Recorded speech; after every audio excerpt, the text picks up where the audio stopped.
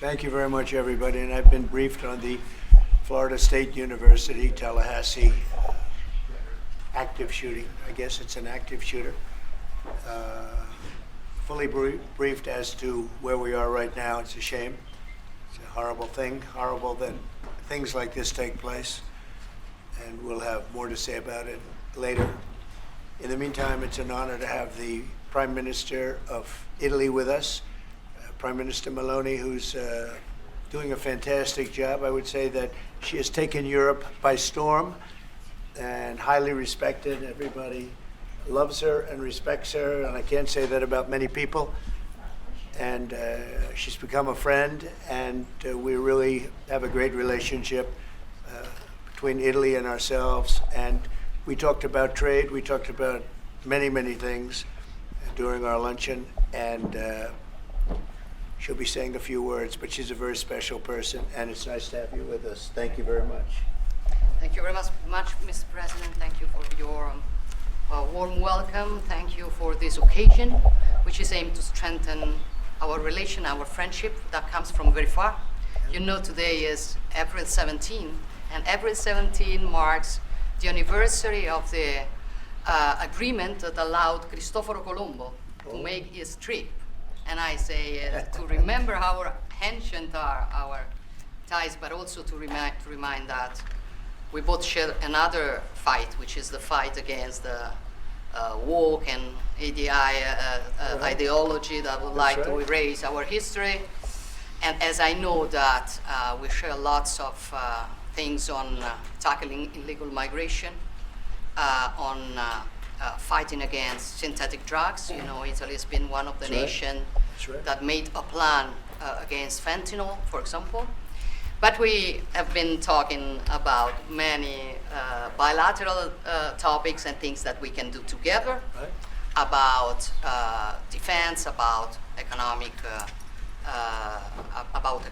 about space, about energy.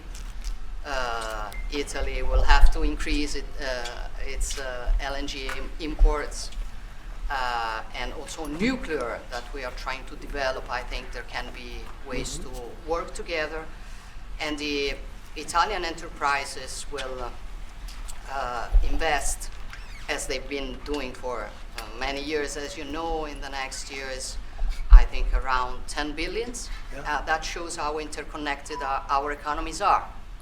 And that's very important, Mr. President. It's not only about Italy, it's about the entire Europe. The exchange between us is a very big one. Investments, trade, it's a topic that we are discussing in these weeks. But at the end of the day, look, somebody calls me, I was saying it before, such a Western nationalism. I don't know if it is the right word, but I know that when I speak about West, mainly I don't speak about a geographical space. I speak about a civilization.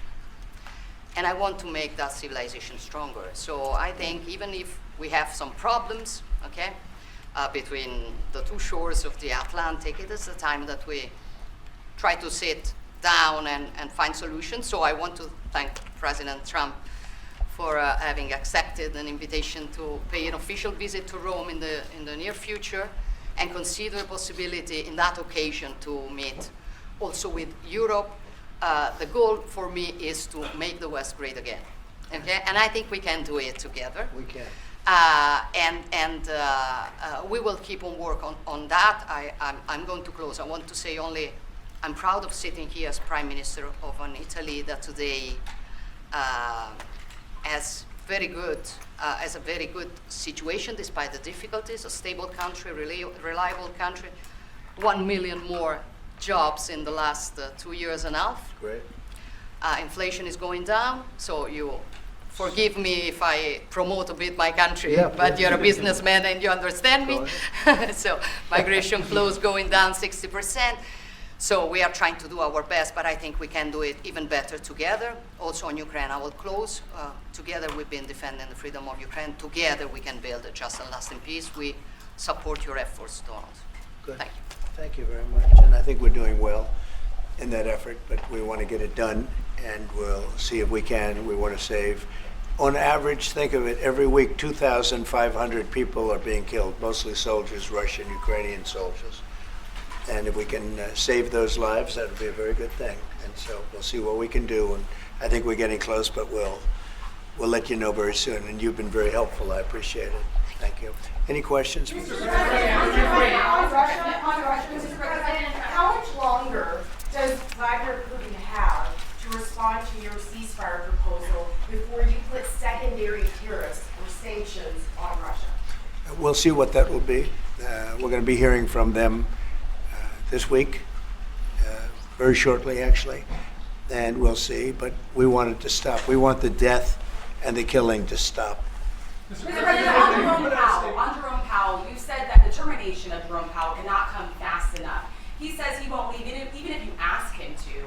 Oh, he'll leave. If I ask him to, he'll be out of there. But Do you believe I don't think he's. I don't think he's doing the job. He's too late, always too late, a little slow, and I'm not happy with him. I let him know it, and if I want him out, he'll be out of there real fast. Believe me. Yeah, go ahead. Are you trying to remove him? Go ahead, please. Question. Are you trying to remove him, Mr. President? Yeah, question. Mr. President, I think Judge Boasberg, in a case against your administration, said the Constitution does not tolerate willful disobedience of judicial order. Do you agree with that statement? Well, you're going to have to speak to the lawyers. We have great lawyers. I can tell you this, we're doing a fantastic job of getting criminals out of this country who Biden allowed into the country. Hundreds of thousands of criminals, murderers and drug dealers.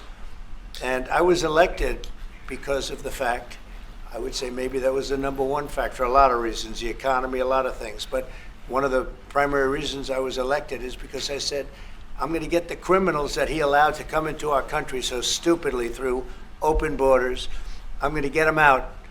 And I got a lot of votes, record-setting numbers of votes, as you know. We won everything. The popular vote, all 7 swing states, we won everything. And that's what the public wanted. That's what I'm doing. But you'll have to speak to the lawyers because it's up to them. Mr. President, what do you think of the proposal from France? Say it. What do you think of the proposal from France and UK of a peace mission in Ukraine with soldiers? And do you think that Italy should take part into it? Well, I think Italy will have to make that determination, but peace missions are always good with me. I'm okay with peace missions. Yeah, please. Mr. President, have you discussed what areas of cooperation have you discussed with the Prime Minister vis-a-vis Italy and the United States and Europe have you discussed? And on China? We discussed it very briefly. No, we're doing very well with negotiations, I think, with all countries. And Scott could tell you a little bit, but we are doing very well. We have a lot of countries that want to make a deal. Frankly, they want to make deals more than I do. Go ahead, Scott. Would you say something, please? Yeah, we've got a process in place. We're working on the big 15 economies first. We had a fantastic meeting with Japan yesterday. I believe there's been calls with the EU already. And then we have South Korea coming in next week. And I believe India is also talking. That's moving very quickly.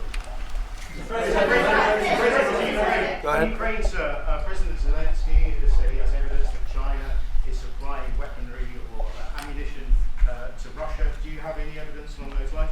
And also, he said we could see a minerals deal signed this week. Is that? Well, we have a minerals deal, which I guess is going to be signed on Thursday, Scott, next Thursday, soon. And I assume they're going to live up to the deal, so we'll see. But we have a deal on that. No, I have no comment on that. I have no idea. That's his statement, not mine.